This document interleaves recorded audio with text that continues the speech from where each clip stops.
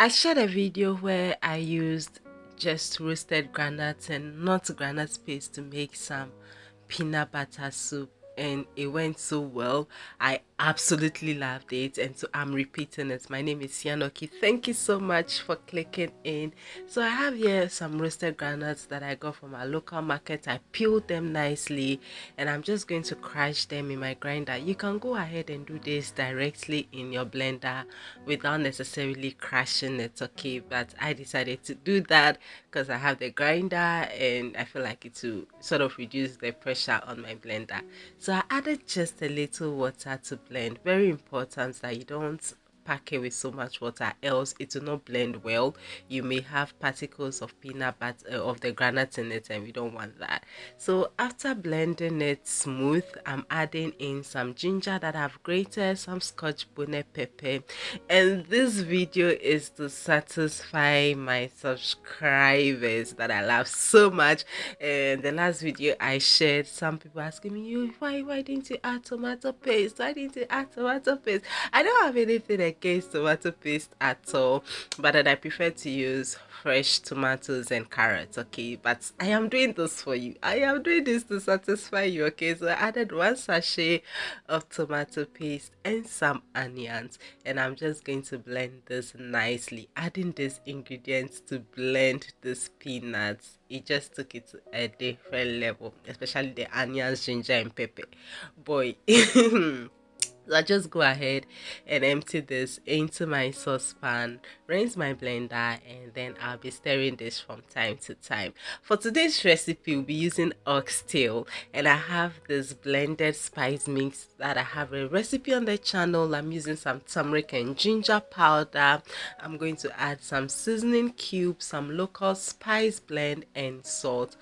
Recipes all on my channel. Make sure you check it out and use any spice of your choice if you don't want any of this. It is very important that we spice the spice of the meat very well. Yeah, so take note of that. So I'll just go ahead every now and then be stirring this granite from time to time, and also be checking on my meat. I'll still include some carrot and tomatoes and some onions to this. So after the first stir, I'll just drop all of them on it. The steam is going to cook all of it nicely for me. You know, peanut has become expensive, granite has become expensive, and the paste even more expensive.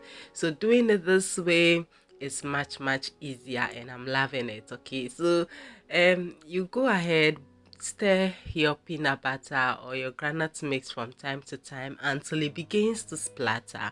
Okay, so once it begins to splatter, reduce the heat to the lowest on your stove, and then cover it. Once you cover it, after some time, oil will surface on top of the granite, which should tell you that it is ready for use.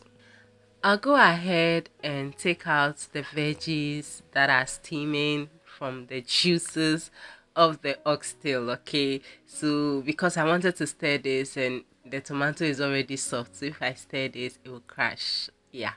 So I'm taking that out. Once the carrot is also fork tender, like what you are seeing, you're able to pass your fork through easily, then that is also ready to be blended. I checked on the onion, it needed a bit more cooking, so I'll be leaving that in the meat, okay, for that to cook and soften up a bit. I'll check on our granite mix, and at this point you will notice bits of oil forming on top, indication that it is ready for the next step. Go back to the meat. My onion is also nicely cooked, so I'll be adding that to the carrot and to the tomatoes to blend. Now all these juices you can see were all extracted from the meat, from the spices, and then the veggies. I did not add water at all, and I forgot to mention that I washed this meat with some lemon juice, and that gave it a bit of that flavor. So as much as possible, wash your meat with some lemon juice. It gives it this nice feel. Okay, now I'm adding all my blended ingredients, and then I will stir this nicely. This is one of the easiest way you can make your granite soup by, knowing what is in your granite, um, blending without putting pressure on your blender. Because if you are making granite paste with your blender, it puts so much pressure on your blender. But if you add a little water to blend, that's because you are using it for soup. I believe it is one way that you can save some money. Okay, so now I'm adding the cooked down peanut butter or peanut mix or granite mix to this.